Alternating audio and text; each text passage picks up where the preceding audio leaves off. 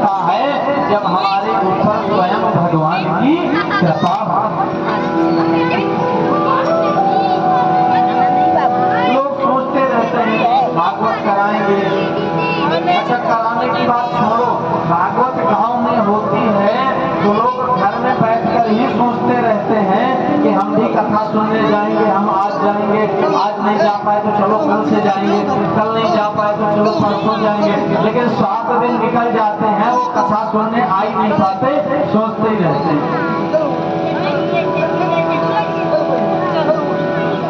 तो हम आप लोगों के ऊपर निश्चित रूप से ही भगवान की कृपा हुई है, जो ये स्वर्णिम सुअवसर हम सभी को प्राप्त हो रहा है प्रभु की कथा श्रवण करने का सुंदर शुभ अवसर। आवाज समझ में आ रही सबको?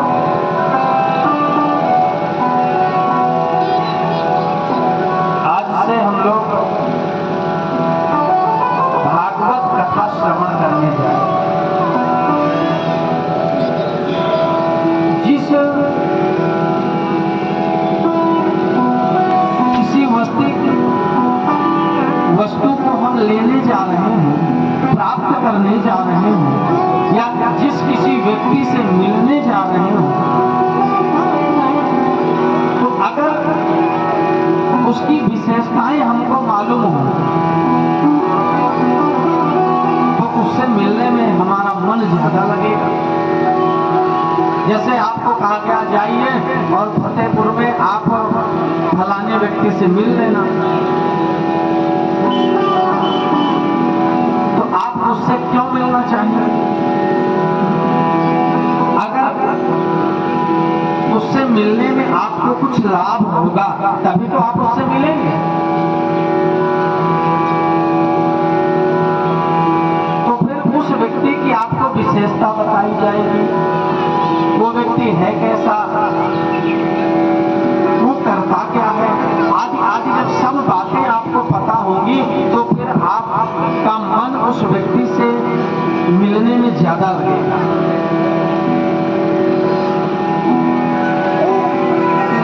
और यही बात गोस्वामी तुलसीदास जी भी रामचरितमानस में कहते हैं। जाने बिनु होई परती, जाने बिनु होई परती, बिनु परती होई नहीं प्रीति, बिन परती होई नहीं प्रीति। जाने बिनु न होय परती और बिन परती तो होय नहीं। तो इसीलिए श्रीमद् भागवत में सबसे पहले महात्मा का वर्णन किया गया है। ये महात्मा 6 अध्याय में है और ये पद्म पुराण से लिया गया है। श्रीमद् भागवत कथा के महात्म्य में ये बताया गया है, जिस भगवान की कथा हम सुनने जा रहे हैं वो है कैसे,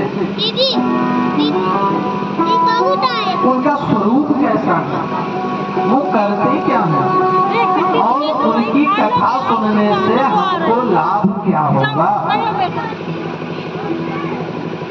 तो भागवत कथा का पहला श्लोक है। देखिए हम आपको बता दें, भागवत कथा सुनने में श्लोक जरूर सुनना चाहिए।